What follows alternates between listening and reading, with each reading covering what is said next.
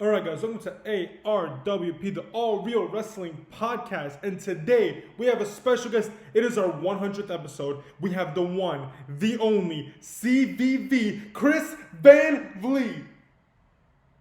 Eric, thank you so much for having me on, and congratulations, my man. 100 episodes is huge. So I guess that everybody else that you tried to get on the show just said no, and you're stuck with me on episode number 100 here. Listen, man, I told from the beginning to all my friends when I started this with just, the smallest little interviews that the 100th interview, that spot is taken. And it was always going to be your spot, like from the very beginning. So the fact that we're here right now is crazy. Well, dude, I'm honored. And again, congratulations on episode 100. I actually recently said that if you're a podcaster, it really doesn't begin till you hit 100 episodes, because everybody, can hit record on their iPhone or whatever phone you have and start a podcast. And that's a huge step. I think then it's another big step to keep going. Episode 2, 3, 4, especially when the numbers maybe aren't what you expected them to be early on. But here you are, 100 in, and this is just the beginning, I'm sure. Oh, man, thank you so much. That means absolutely everything coming from you. I appreciate that. Yeah, of course, man, and keep it going here. Thank you. We will. We definitely will. We'll get you back. Episode 200. We'll get you back. But done. I'm in. Awesome. So let's start. I feel like you've told your story so often. I watch a lot of your interviews. I want to change up a bit, but I do want people to kind of get the idea. What made you become a wrestling fan? I think it's just one of those things, and we all have that moment, right? You see it on TV and you're just like sucked into it, and that's it for you. I was familiar with wrestling. Like, I was born in the 80s, so I was familiar, like late 80s, early 90s. Like, you had Hogan and Warrior and Macho Man Randy Savage. Very familiar with all the stuff that was going on in WWF at the time. I remember seeing like Coco Beware and Junkyard Dog, Doink the Clown. It would just happen to be on when we went to my grandparents' house. It's not that my grandpa was a huge wrestling fan, but he loved having sports on the TV. So whether that was Blue Jays baseball, Maple Leafs hockey, because I grew up just outside of Toronto. And if that wasn't on Saturday night, we'd have wrestling on the TV. But I remember late 90s, I had a really good friend of mine. And the crazy thing is, when you were in high school and you had a good friend, you did this insane thing called talking on the phone. So, you'd go home from school and you would just spend the next few hours just talking to your friends on the phone. And I know that every Monday at 9 o'clock, our calls would abruptly come to an end because he was a massive WWE fan.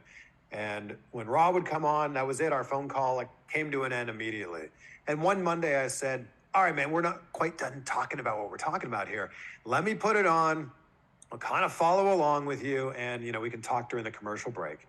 And I saw it. It was Austin. McMahon was the big storyline at the time, and it just drew me right in, and very quickly became a big Rock fan. And that was it. I went from watching 0 hours, 0 minutes, 0 seconds of wrestling to watching everything. Raw and Nitro and ECW and Jacked and Metal, and SmackDown became a thing. I watched it all. I remember watching pay-per-views at movie theaters back in the day. Man, they should keep that going. I know AEW is doing that off their, pay-per-views, but that's definitely really fun to get to go to a movie theater and just watch, like, WrestleMania. Imagine, that'd be cool. Man, the coolest thing about wrestling is it brings people together. It brings everybody together for, this common thing that we all enjoy. And when you get a movie theater filled with, whether it's wrestling fans for a WWE or AEW event, or a movie theater filled with Avengers fans for one of those movies, or Marvel fans, I think that that's what's so special, is you can look around and go, yes, these are my people here. But I remember it was WrestleMania 2000 was the very first WrestleMania that I watched live. I'd seen many of the other ones on VHS, but I remember watching WrestleMania 2000 live and just being like, this is it. I'm never missing a WrestleMania after this. What was your favorite moment in, any wrestling promotion? It could be anything. What was your favorite moment in wrestling? I mean, as a young wrestling fan who's growing up in Toronto, when WrestleMania gets announced to be in Toronto, WrestleMania 18, and then you get the biggest WrestleMania match of all time, in my opinion, the biggest and best match of all time announced, Rock versus Hogan, that's it. That's it for me. And the fact that I was in that building when that happened, man, I still get goosebumps when I talk about it. That is such a special moment. And even if you didn't watch it live, or even if you, have watched it back on the network or something like that, you know how special that is. That initial moment of them just staring at each other at the start of the match is electric. And that match made that crowd, or that crowd made that match so, so special. Have you watched Young Rock by any chance? I've seen like bits and pieces of it, but I'm going to be honest, I don't watch a ton of TV. Really? No time? Yeah. I watch a lot more movies. I mean, we're watching Succession right now. Please don't tell me what happens at the end of it. We're not quite there yet. But yeah, I find myself watching a lot more YouTube if I'm not watching movies. And also, we've got a very young daughter. She's 2 months old. She just turned 2 months old on the weekend. So much of our time and our focus and our attention is on her. So it's not watching a ton of TV. But there's something in Young Rock about this, right? Well, yeah, they talk about the relationship between him and Hogan, and like how much of a role Hogan played, and then going heel, Hogan had to go down, turning heel, and how that changed for Dwayne in that process. But yeah, it's a lot of like mental, psychology in that show more than wrestling, which is what I love truly. My friend Kevin McCarthy, who's an incredible interviewer, he interviewed The Rock about, I think it was Jumanji, and he was asking him, like, what's the moment that, like, you remember being, like, a fan? And he tells this great story of, like, Hulk Hogan taking off the headband, throwing it into the crowd, and he caught it. He's like, oh, my gosh, I'm a huge Hulk Hogan fan, and I caught his headband. And then he goes backstage with his dad, Rocky Johnson, and Hogan goes, oh, hey, you caught it? Great. Could I have it back? Yeah. That happened to be my last one. And he tells this great story of being like, I didn't want to give it back to him, but... he's standing right in front of me. Of course, I gave it back to him. And then, like, weeks later or months later or whatever, Hogan gave him a new one. And he's like, oh, like, what a cool story for that to then come full circle and them to have, in my opinion, the best match of all time. Yeah, they talked. That was in Young Rock. They did show that moment, and then That's great. They showed the relationship throughout the years of him being young Dewey to him turning into Dwayne. That's a whole thing. Definitely give it a chance. I know you're a Rock fan. I've seen a lot of your interviews with him. Definitely give it a chance. It's really cool to see like the $7 story and many other things like that. All right, well, you've sold me. I'm in now. So talk to me. I know you did backyard wrestling. I feel like my generation kind of doesn't really know what that is. Like, there's independent wrestling, there's GCW, and there's a bunch of other companies where these like young, new talents are definitely getting their spotlight. But I feel like we don't actually know how it truly was to just make a belt for yourself, invite your friends, and just jump on the trampoline. You know what I mean? So tell me a little bit about that. I mean, it was fun, but it's funny now in hindsight how brazen we were to pull off these stupid things that we had no idea what we were doing and just hoping we didn't get hurt. But yeah, late 90s, early 2000s, backyard wrestling was a huge thing. And I think, a lot of us know the stories of Mick Foley. He was a backyard wrestler, the Hardy Boys, Hurricane Helms. They had their own little thing going there where they grew up.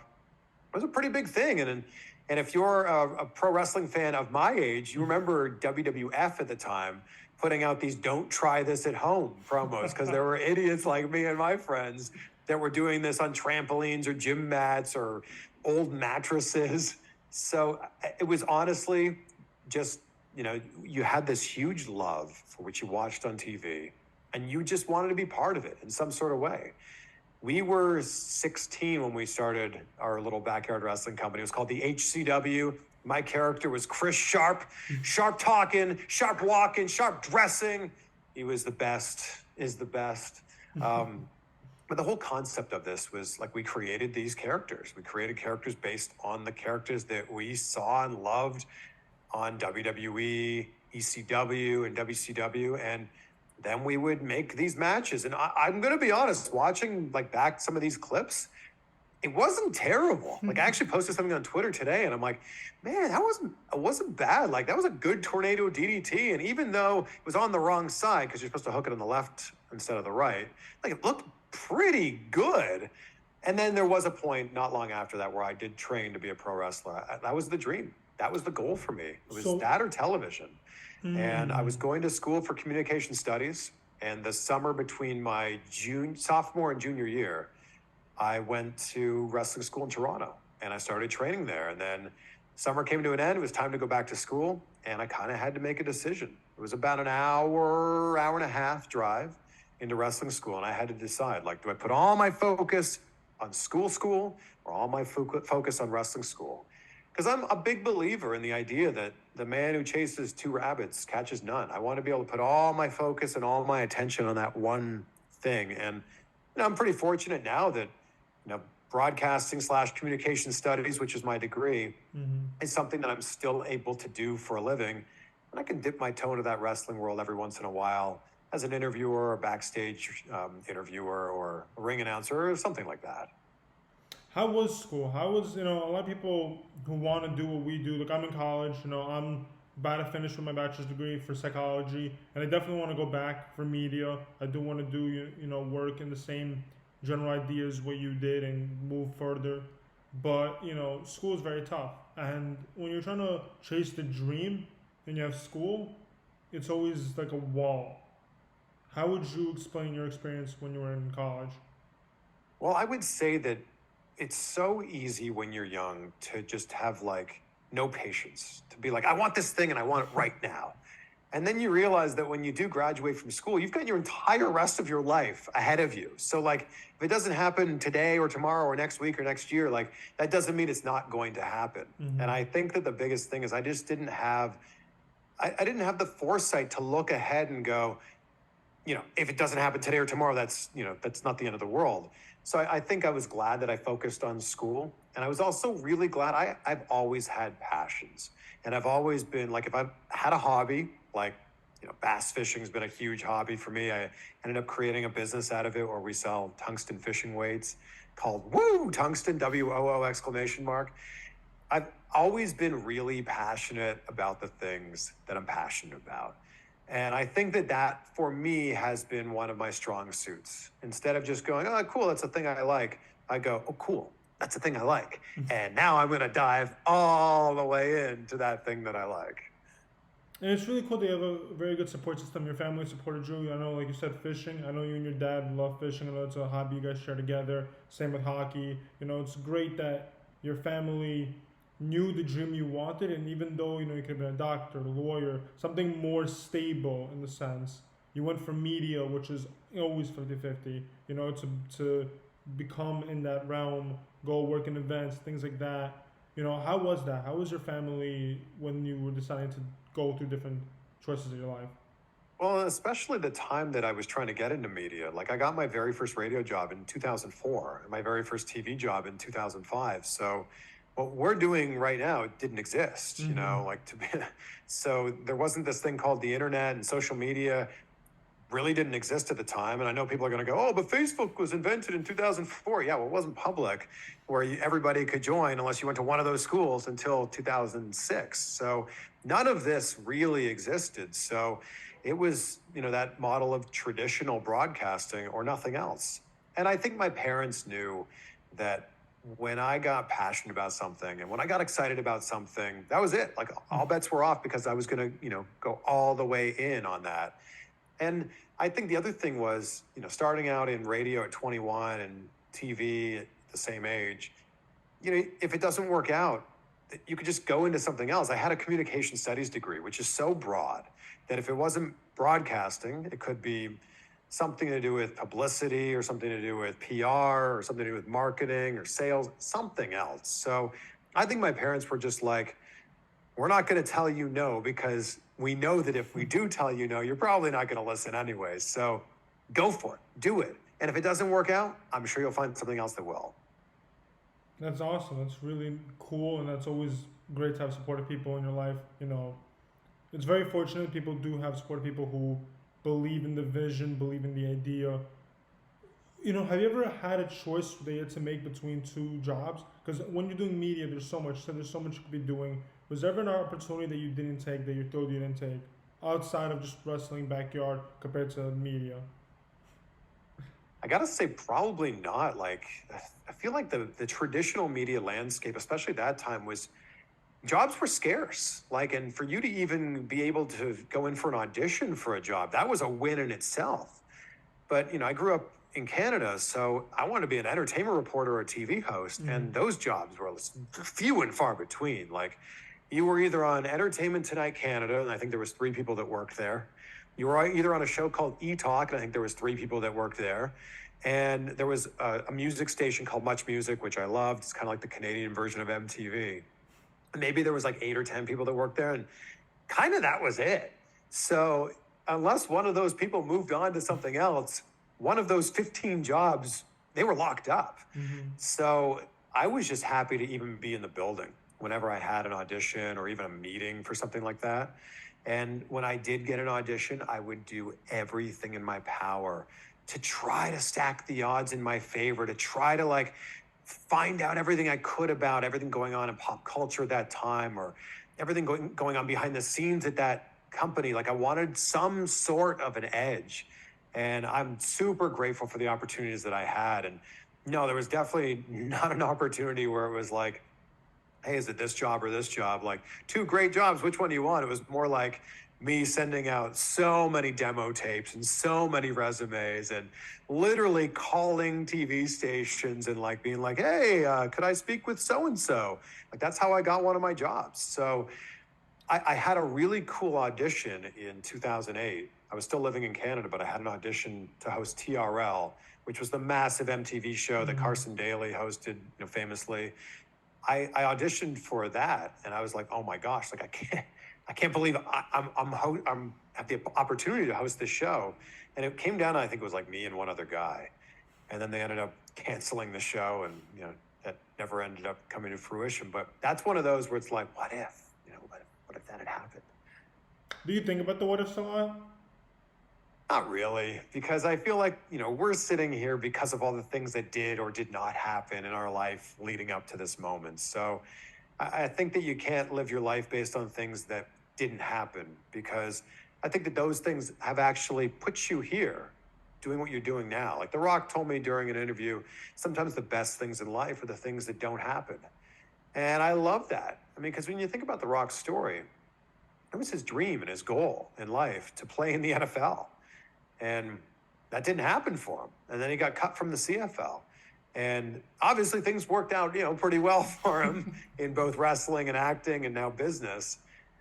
But think of that idea of like, if The Rock had lived his dream and gone and played in the NFL, I don't think we'd have the Dwayne Johnson that we have now. So I'm a big believer in like, you might not know why something's happening right now, but I do believe that that'll be revealed and it'll all make sense, years down the line, maybe decades down the line. But I'm a firm believer that everything does have its place in your life. Yeah, I completely agree with you. And, a Rock is a true example that not everything's supposed to happen the way it is. So let's talk about your YouTube show. Let's talk about something that truly, in my opinion, I think might be the hardest thing, and that's creating a 0 subscriber to 1 subscriber. I mean, just to create something for someone to watch.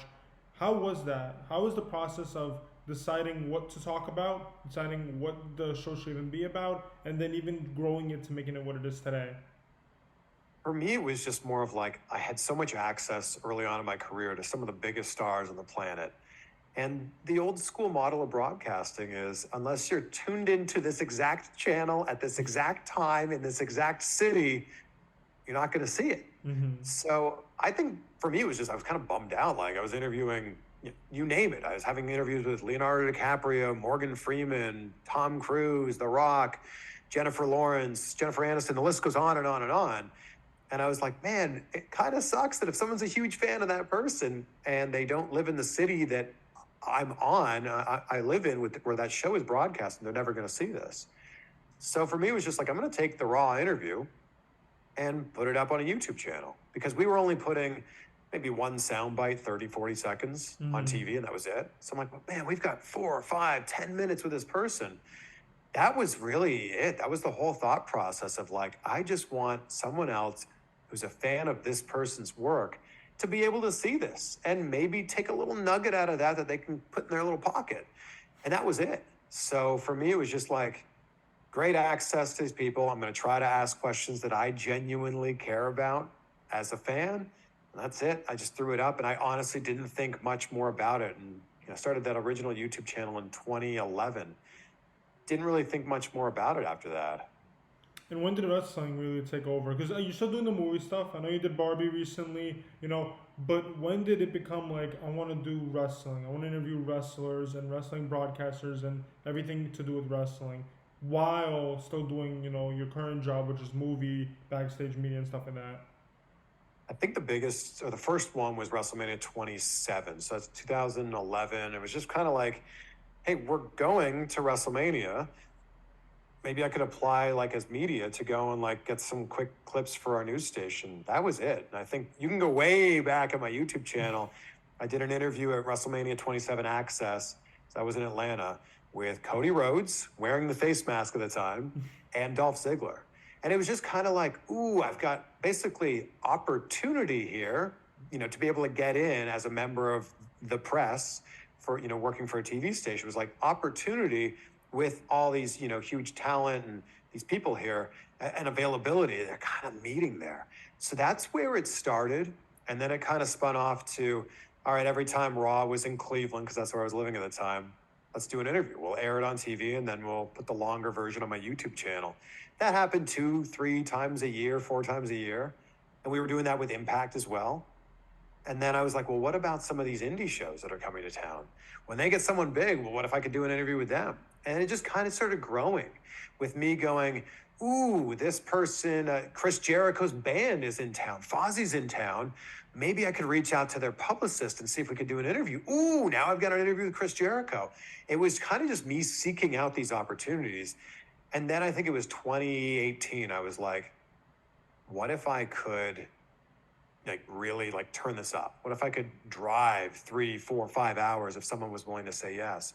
What if I flew to LA for an interview with a celebrity for a movie, but while I'm in LA, I could do an interview with John Morrison in his backyard to promote Lucha Underground, and that's a thing that happened. Oh, I know. I saw you in the ring. That was a good one. So it was kind of just me seeking out these opportunities. And in 2019, I was like, what if I could do 50 wrestling interviews this year? And I think to that point, the most I'd ever done in a year was like 17. It's like, what if I could do 50? That's like one a week. And in 2019, I just went like pedal to the metal. I ended up doing 100 wrestling interviews in 2019. And then I was like, I think we're on to something here. And that's when things really started to shift. And it was kind of like a domino effect. And you know this from what you're doing on your channel, Eric. It's kind of the domino effect of like, you do an interview with this one person that leads to another one, that leads to another one. And, all of a sudden you're connected with somebody that you never thought you'd be able to do an interview with. And that was kind of the story in 2019 for me. And it was lightning in a bottle. It was like perfect timing, this perfect storm of AEW launching at that time. I had already interviewed Chris Jericho a few times. Chris Jericho connected me to an interview with Tony Khan, which then led to an interview with the Young Bucks, that led to an interview with Cody Rhodes. And it was like all these big interviews were popping off. And I was like, yeah, I think we're onto something here. I love how you bring it up. I love how you bring up the fact that I'm doing the same thing. When you said 50 interviews is your goal, I never set goals for myself. And I feel like now, after today, that's exactly what I'm going to do. Is I'm going to set a goal for until the end of the year, 50 interviews. And I'm going to stick to that. So that's really cool. I'm really glad you mentioned that. And I'm sure people who are also doing this, also creating podcasts, trying to have the same push as we are, will take that and also move on with that. Dude, I like that. I think it's just so important when you're creating content to be intentional. And I think that if you're just doing interviews here or there, you're just posting content here or there, I feel like if you're not being intentional with your approach to it, how could you possibly be intentional with your results? And you've heard me say this 1,000 times, vague goals get vague results. On the flip side of that is specific goals get specific results. And I think that if you want podcasting to be a hobby and you treat it like a hobby, it will end up paying you like a hobby. But if one day this is something that you want to be your career, that you want to be your job, you want to be a full-time creator. By the way, that's something I'm working on the side here, like helping people become full-time creators. But if that's something that you want to do, I think you got to start treating it like a job, and then it will start to pay you as a job as well. I want to go back to what you said before, that you do that as a side gig. I definitely want to talk more about that because I didn't know that. I'm curious exactly. Explain what you mean by that you're doing this as a side gig. You like do one-on-one sessions? You teach people? So I have people that are reaching out to me quite a bit saying like, how do I start a podcast? How do I start a YouTube channel? How do I get those really cool reels that you do with the text on the screen? And I would love to be able to help everyone one-on-one, but I just don't have enough hours in the day. If we could somehow figure out some more hours in a day, that'd be great. But I'm building out something with my good friend Travis Chappell, and we're helping people to become full-time creators. So we're building out a community. I haven't fully announced this. It'll be coming in the next few weeks here, but we're building out a community where we help people with hands-on teachings and seminars. And I'll be announcing all this more soon, but all of this soon. But yeah, I'm excited to be able to help people because I know that's a big goal of people to be able to become a full-time creator. Yeah, 100%. You know, oh, there it is.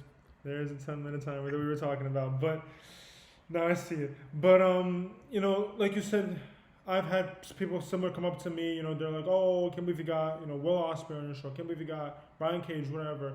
And they're like, "Oh, how do I do that? How do I start that?" You know, my days aren't so busy, and I'm not anywhere near the point where it's like I don't have the time. I definitely have the time to tell people. So like I would respond, I would help people out, and I'll tell them, "Hey, this is how I started."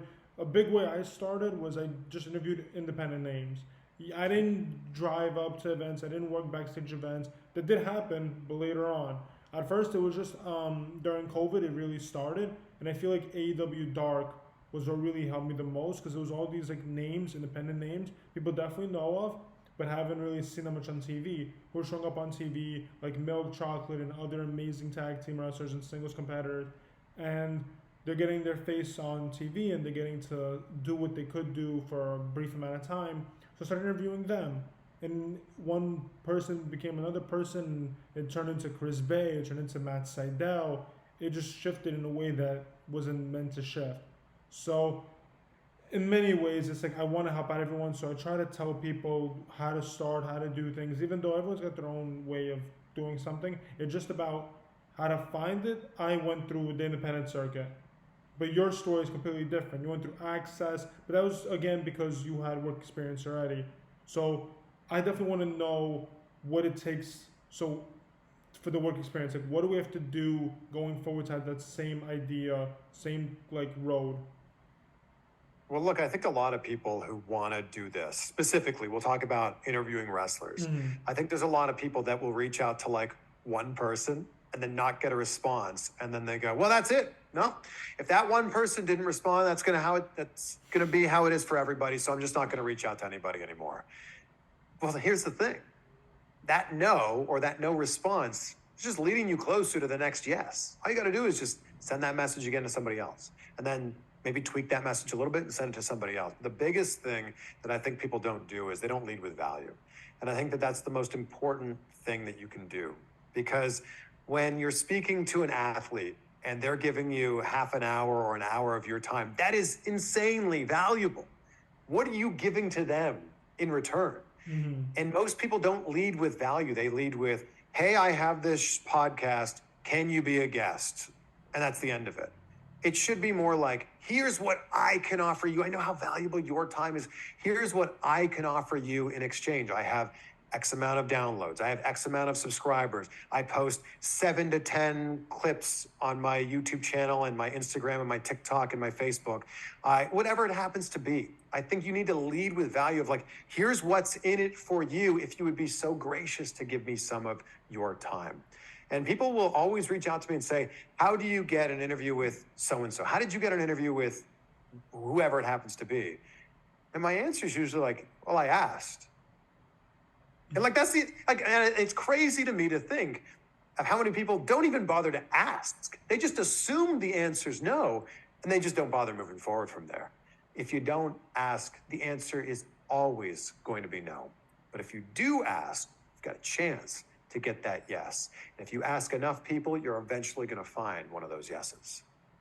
You know, it's really funny you bring that up because I've got many rejections, and no matter how many times you've been in this business, and like again, I haven't been in too long. It's like my second year, third year, but the rejections still hurt so much, no matter how much accomplishments you've done. And giving up, that's the worst thing you could do. So I'm gonna tell you a story because I feel like you can really relate to this one because I've seen your interview and there were hints that you had a similar situation. I love this person. I love Will Ospreay. Probably my favorite wrestler. The reason why I fell in love with wrestling was getting to see him do his stuff in New Japan, Yeah. and Ospreay's a great guy, very nice guy. You meet him in person, he's the sweetest person you can meet. But like I would DM him, not saying that everyone should do that. That's not gonna work. But he would see a message and he wouldn't respond. And it's because not a lot of people want to do interviews. Don't really want to speak out or get in trouble for things for not even purposely saying anything. You know what I mean? It's just people often make a headline and a scoop, and that's something that I try so hard that my show is not. It's not supposed to be headlines. I don't care what articles write about it. It's not meant to be in that case. I don't want to get any wrestlers in trouble. I don't want anything to be a big scoop. But I was interviewing independent wrestlers, and one wrestler was a very big friend of his. He watched that interview. He fell in love with that interview, and I bumped into him at Warrior Wrestling, and he was like, "Oh my God, that's you!" Like he was surprised to see me. It was supposed to be the other way around, but he was like surprised that I was next to him, and I was like, "You know who I am?" He was like, "Yeah, I know who you are." And then we got to do the interview. It's not like you can interview so many people and you can get the rejections. You have to keep growing. You have to do that thing to impress them. It's not about just like, Yeah.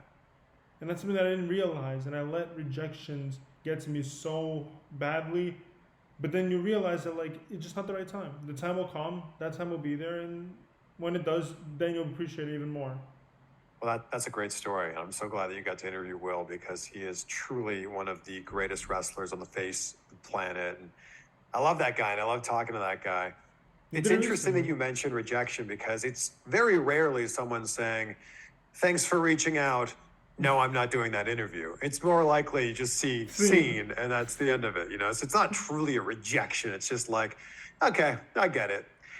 I also understand it's hard, but you can't take that personally. You can't take that personally at all. And I think that this whole idea of like people who want to have a wrestling podcast or want to interview wrestlers, so many of them are like, "Man, I would love to interview The Undertaker and Stone Cold Steve Austin." It's like, that's great. You should totally want to interview those people, but you should start with what's in front of you right now. And everybody's favorite subject to talk about is themselves. And if you can find somebody who's a year into this, 2 years into this, 5 years into this as an independent wrestler, I'm sure they would love to share their story with anybody who's willing to listen. So those are the people that you should start with. Start with literally anybody who's going to say yes, and then find another yes after that, and then find another yes after that, and keep going on. Have you ever thought about going back to the independent scene? Because I know you started that way, and then you now have as a wrestler. No, interviewing wrestlers. Like there's Jordan Oliver, there's Nick Wayne, there's like these young new talent who are like showing up they're showing up in New Japan recently. They're gonna be at the All Junior Festival coming up in Philly. There's so much stuff that they're showing up in. They're young, they're new talent. And again, I love your interviews. I feel like that would be something that would be perfect, for you to interview the new people. Yeah, I'd never say no to anybody. My whole thing is I'm just a curious person, and I love being able to figure out like what makes someone tick, what makes someone do the things that they do. So for me, it's just about like figuring out, okay, you're in this position that you're in right now. How'd you get there? How can we reverse engineer that back? So as you know, it's not just wrestlers that I talk to. It's not just actors or directors. It's comedians and it's entrepreneurs and it's athletes and it's, people from all different walks of life. I just love hearing people's stories and being able to figure out how they got to where they're at. Yeah, it's always great to hear, how people overcome many things, and it just makes us become better people, because like we also have our own demons, our own issues that we care about. And then when we hear people talk about, like The Rock talk about that he had literally $7, did it out of something, it makes us feel like that's not what we have, is not the worst thing. What we could do is become better with what we have. And I feel like that's something that everyone needs. I think that's the reason why podcasts are so important and are so valuable. And the one thing that I wanted to ask you, we are 1 minute and 20, and I will bring you back in. Because you can think about the start. And this is one that I really do get upset about. But at the same time, it's like, can't let that become your main focus. A lot of wrestlers will say that they don't care about podcasts and that it's a waste of their time and that, we're not the fun people. We use them in many ways. Like I heard a lot of negative things when it comes to podcasts from wrestlers, and I'm curious what your thought on that is. Let me do this again. Let me send you a link and keep that sure. down. All right. Sure. I've seen a lot of this, and it's definitely like torture, a little bit psychological pain. Because when you're new, like I was new at one point, I thought interviews are great. I thought wrestlers would love to tell their story. For me, it's what I needed. I was in school. I didn't know what I wanted to do in life. It was very difficult at a young age. Listening to your interviews, listening to when people talk about things, it's important to hear what your idols say. For example, my idol was TJP. He's a good friend of mine now. We like talk a lot and we meet up at times, and it's amazing that happened. He was a huge inspiration to me. That interview that you did with him was amazing. I love it. The most recent one with James making a cameo was beautiful. Yeah. And it's just I've seen a lot of wrestlers talk about how podcasters are not important. This stuff is a waste of time, and it just hurts. And I'm curious what your thoughts on that. You've probably heard me say it before, but I think the best thing about podcasting is anybody can be a podcaster. And the worst thing about podcasting is anybody can be a podcaster. So I can understand where someone might be coming from, where they're saying like, man, I'm giving you all of this time, but like, what am I getting in exchange for that? Or we did this interview that was 64 minutes long, and all you did was take this one little sentence from it, and that was, the big thing that you, made the focus of that interview. I've always been a big fan of like, you've got the full product, like the conversation in itself should exist as, one piece of content. Then you can break off and make shorter clips from that or reels from that. But I can see where they're coming from. And I would say to someone who might be struggling with that is find a way to be different then. If that's what they're saying about other podcasters or other YouTubers, find a way to be different. Find a way to always lead with value, and find a way to shine the light on the person that you're interviewing instead of trying to be the star yourself. I think that's the biggest thing. It's a great quote from Larry King. I say it often and I think about it a lot. I never learned anything while I was talking. And I think there's far too many content creators, podcasters, interviewers in general, that all they're doing is waiting for that person to be done with what they're saying so then they can speak themselves. And I think it should be more about like, here's this person, I'm honored and honored that they're going to be on the show, and I want to make them look as good as they can. I completely agree. And, it's one of those things that it takes time to really realize that and accept that and be different. It's hard when, you're starting out and there's a lot of issues going forward, and a lot of wrestlers don't see the value because there is no value yet. You know what I mean? And it gets hard. But keep going, and eventually things move on. Have you had that interview experience? I don't know, you don't have to name a person, or if you want to name like a story. You told me about a story before we got online, before we started talking, which is a very similar thing to what I had, but where you lost an interview. But was there ever a situation where, you did the interview and you weren't happy with the experience? There was something about it that just wasn't, respectful back. Respect given, but no respect back. The immediate one that pops into my mind is where, I recorded an interview, and, there was one we were talking about off camera. I recorded an interview and it just didn't save. And it's like, oh my gosh, like we just did a 40-minute interview and now it doesn't exist. It just disappeared into the ether, which is why I now record my interviews on a different software than that one. I was so bummed out. I'm not going to name names of the software here, but if you record enough interviews, you know what I'm talking about here. I would say that I always bring the utmost amount of respect that I can to any interview that I've done. And there's certainly been interviews that have gone differently than I expected them to go, not just wrestling, but with actors or directors or comedians, where you kind of have this idea in your mind of like, oh, I've seen other interviews with this person. It's going to be like this. And then you sit down and for whatever reason, it's just a very different experience for you. But I don't think that I've ever had a bad experience. I've enjoyed every conversation that I've had. I don't think there's any that I would, take back and go, ooh, I wish I didn't do that, or I wish I didn't post that. But there's certainly been some that have gone a little bit differently. What's the worst that can happen for any interviewer? Like, what is your opinion the worst thing that can happen? The worst thing that can happen is your camera stops working, you have an audio issue, or you lose the file completely. That is the absolute worst thing that can happen, and that has happened to me on more than one occasion. And if you do this long enough, it's going to happen to you too. 100%. Of course, no, definitely.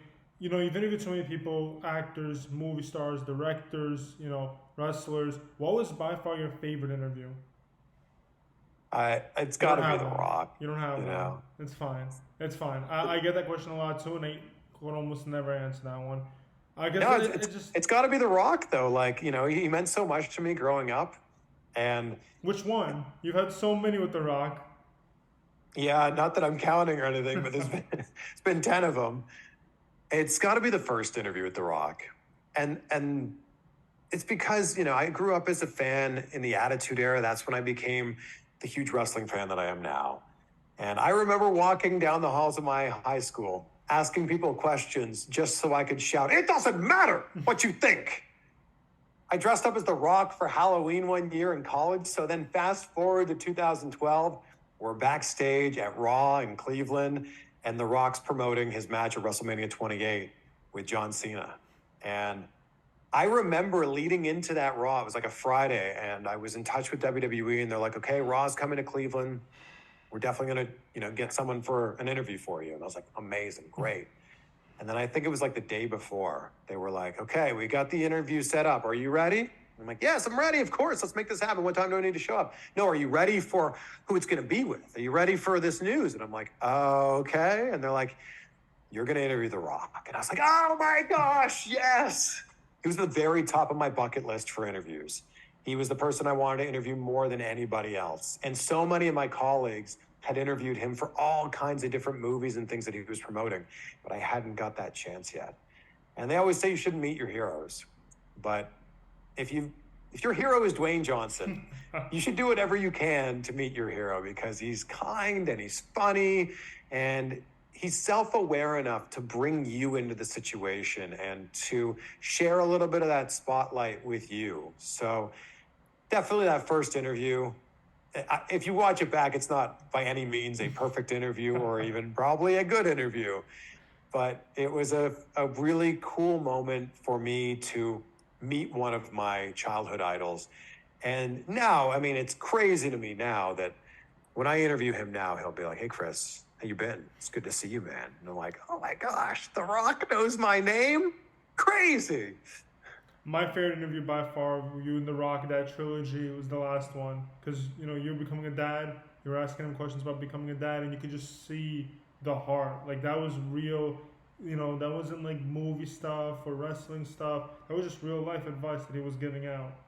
I'm sure Yeah, there's and more also, behind the scenes, but and The Rock didn't need to do any of that. Like, I was asking him for advice on how to be a great father. And I think my wife was 11 months pregnant. She wasn't even my wife at the time. She was my fiance.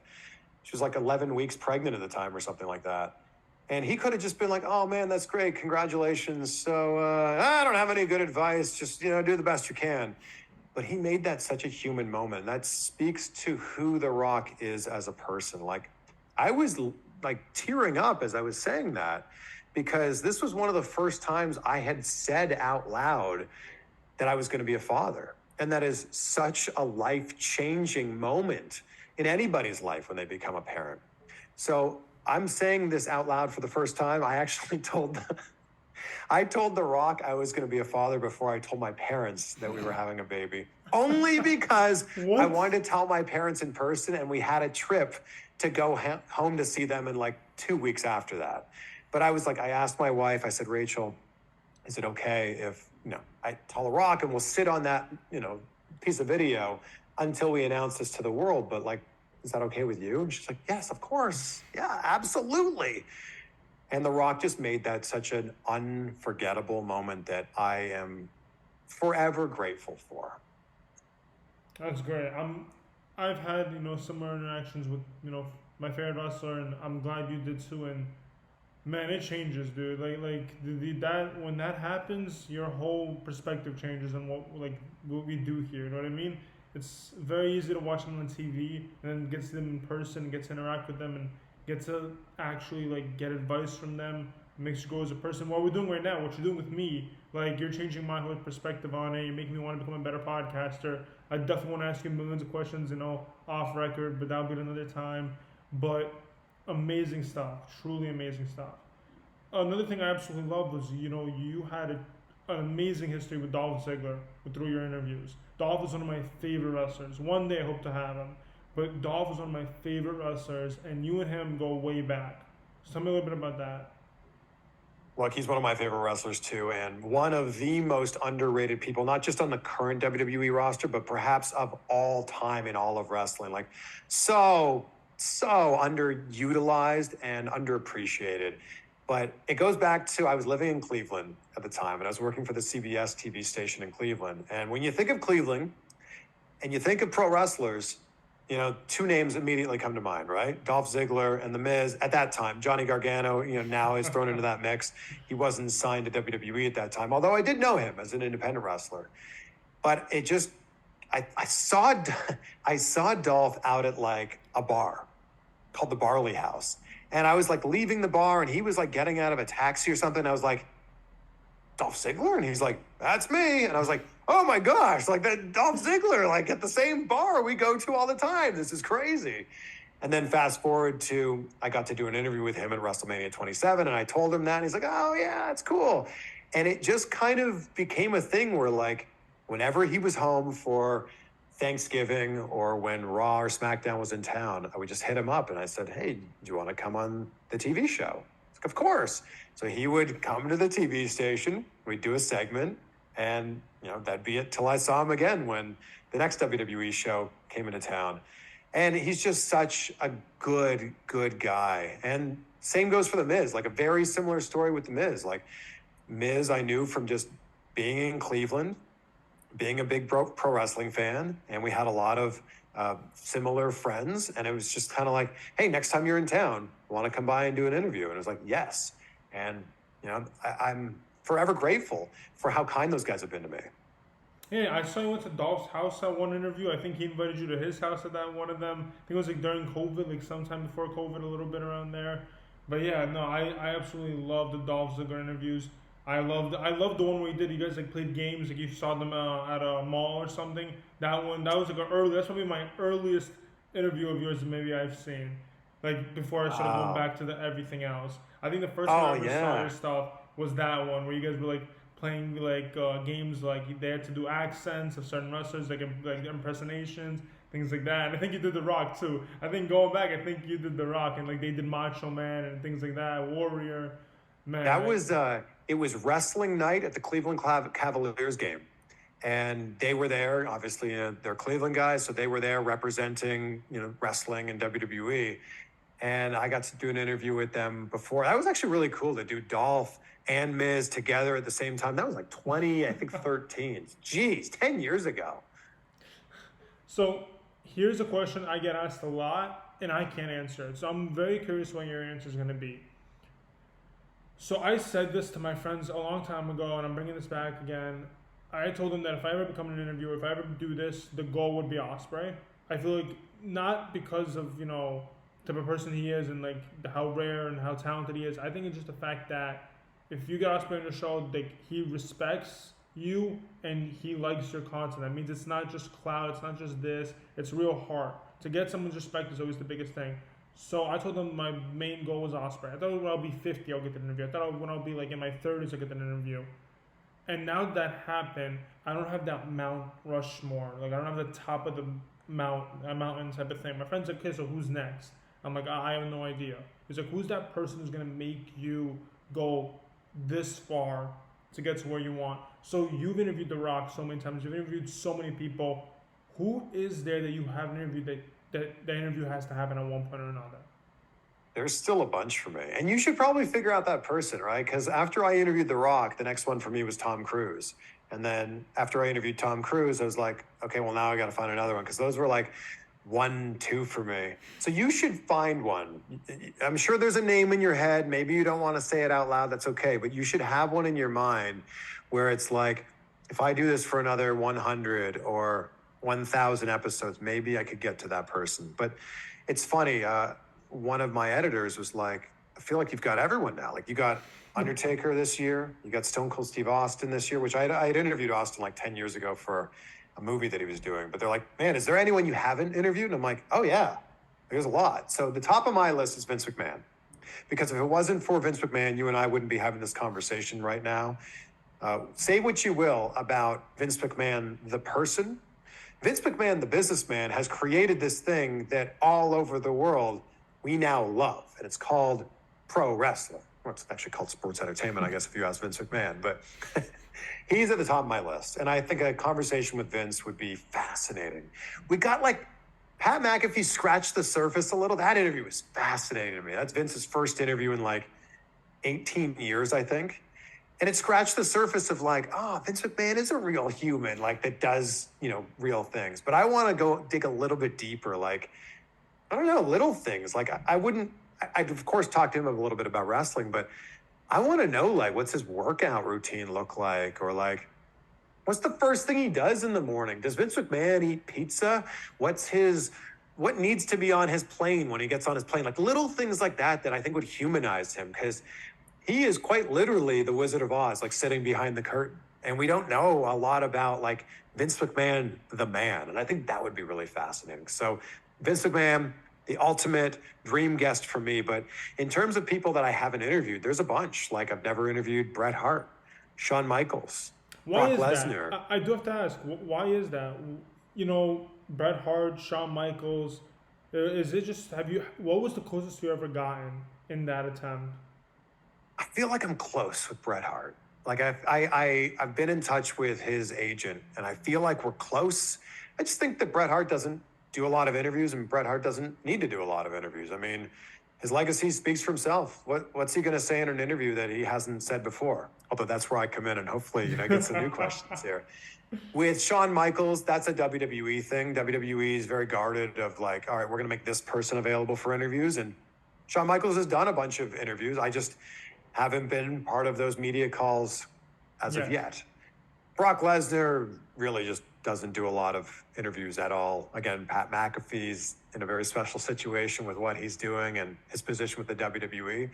But Michael Cole, that'd be another interview I would love to do. I think that Michael Cole is slept on by so many people. Man, that guy is so insanely talented and adds just another layer to every moment that we see on SmackDown or on a pay-per-view, and makes it feel that much more special. So an interview with Cole would be one that I would love to do. And the list, will continue to go on and on and on and on and on. And outside of wrestling, I've never interviewed, I was going to say Sylvester Stallone. I have interviewed him. Christopher Nolan. I'm such a huge fan of Christopher Nolan's films. And that's an interview that I would love to do at some point in time. And I'm sure, eventually it'll happen. Of course, you got to be open-minded. That's something that it took me a long time. And again, I wish we spoke earlier. I wish there was, if things happened differently, because it took me a lot of growth. It took a lot of like dark times to really, be appreciative of what you have and be happy the road that you're going on. For me, I will mention the person I want to interview because yes. So you've interviewed him. I know you have, because I saw when TMNT came out, the live action one. You interviewed him, Stephen Amell. A big reason for that is that and this is going to be a little bit of a cringe moment. I was not a natural wrestling fan. When I was in elementary school, when I was a kid, all my friends would watch it. They'd all talk about it. I'd come to school, and I would never understand it. Like, they would literally go to lunchroom at 5 years old talking about Stone Cold, The Rock, every other person you could think of. Big Show, I remember, was one of the first names I've ever heard of in wrestling. And it just wasn't for me. But around 2015, I started getting into it. I saw Manic, and that's kind of what made me fall in love with TJ and wrestling and things like that. Suicide, Manic, TNA. That was just the first thing I've ever seen. It was like Manic and Tigre Uno in like the X Division. It was a really cool luchador type aspect. And I was like, that's superheroes. I'm like, I'm into superheroes. I'm into comics. That's what I was into as a kid. And I'm like, wrestling is that. Good guys, bad guys. So my brother got tickets for our friend for SummerSlam after Raw after SummerSlam. And I'm tuning in to watch because I like to educate myself a little bit. And I see Stardust come out with Wade Barrett, and I see that it's Neville on TV. And out of nowhere, Stephen Amell is in the crowd. And I'm like, wait, that's the Arrow. That's literally a superhero on wrestling. And then he just jumps the barricade, starts fighting with Stardust. And I'm like, wait, what the heck is going on? There's literally superheroes in wrestling. Like, it's literally working out to the point where they're calling him the Arrow. Stardust has like this idea where he's like, this is the Arrow, this is Stephen Amell. And I'm like, I'm invested. I'm like 100% on board. I saw Dean Ambrose, I saw Seth Rollins, natural good guy, natural bad guy, and it's like, it's all, you can see who's what. And watching SummerSlam, watching him come out in like Arrow aspect gear, you know, it made me go, Stephen Amell is definitely a huge reason why I got into like wrestling. I think if it wasn't for the Arrow crossover between WWE and Stardust, and they kept it going. They did like cons together and stuff, and I was just loving it. And then Christopher Daniels and him had a match All In, and I'm super invested into that. And again, he came out in this Arrow-inspired outfit, and now he's part of Heels, and I absolutely love Heels because it's just so mentally fulfilling that it's not just wrestling, it's about family, it's about real, you know, depression and what wrestling is, and how hard it is to keep something in kayfabe and things like that. So Stephen Amell would be my guy, and I know you interviewed him. I know you did the TMNT live action. I know he was like, it was one of those like movie set type things. I know you did. What was your thoughts on Stephen Amell? Look, that guy's so insanely talented with everything that he does, but when it comes to the wrestling world, there's a lot of pressure on a celebrity who comes in there to try to, you know, do anything that's at the same level as the people that they're working with. And I think that people sleep on how important Stephen Amell was to the celebrity appearance in pro wrestling. Everyone points to Bad Bunny, like, oh man, Bad Bunny, he crawled so that Logan Paul can run. It's like, yes, Bad Bunny, amazing, so good, way exceeded expectations, but don't forget how good Stephen Amell was. So I think it was like Stephen Amell led to Bad Bunny, which has now led to what we have with Logan Paul now. But for every Stephen Amell, Logan Paul, and Bad Bunny, you've got Jeremy Piven calling it Summerfest, you know, like celebrities that just come in. It's just one night. They don't understand what wrestling's really all about, or they watched it as a kid, but they're not familiar with the characters now. And it comes across that way. And I love that you can tell with Stephen that he's a fan. He is a fan, and it comes off like that. And, you know, huge amount of respect for him and what he's done. So we are coming to an end. I know you have a time limit, and the last thing I want to ask you, first of all, congratulations on becoming a father. I am so happy for you, and I know watching you when I was very little, seeing how much you've grown, seeing how much stuff you've done, how happy you are with the life that you have, and, you know, the fact that your family is growing every day.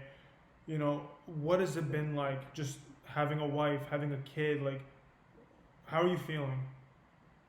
Pretty incredible, man. And thank you for saying that. It's been so amazing for all of this to happen. And it kind of just feels like it all makes sense now. Kind of feels like everything led up to all of this. So yeah, life's good. And it's amazing seeing the world through Logan's eyes and seeing her get bigger every single day and grow every single day. And I get to experience new things through her eyes that she's seeing for the first time. And can't wait, man. She's 2 months old right now. It'll just be a matter of time before she's a year old, and then 2 years old, and so on. And I can't wait. And I'm trying my very best to appreciate every moment that I have with her, because I'm never going to have that exact moment again. I mean, that's just a thing about life in general. I try my very best to be as present as I can in every moment. Awesome, Chris. And again, truly, it's an honor to have you on. I'm so, once again, just thrilled that we did this. This was huge for me. How can people follow you? How can people support you? We have CVV, we have CVV clips. Where can people follow you? Like, just tell people where you're on, how they can support. Well, if you're listening to podcasts, you can find my podcast called Insight with Chris Van Vliet, and then my YouTube channel is just my name. And then, of course, yes, if an hour-long interview is too much for you, or 45-minute interview is too much for you, you can go check out my clips on the CVV Clips channel and, you know, get a little snippet, just a little thought or a moment or a memory from that interview. And yeah, any support would be amazing. Any merch, Chris? We got any pro wrestling tees? Anything like that coming out? I am on Pro Wrestling Tees, and my designs they need some updating. So if anybody's listening to this and has some new, fresh ideas, send me a message and we'll make something happen. All right. Thank you so much, Chris. Thank you everyone for listening. We'll see you guys next time.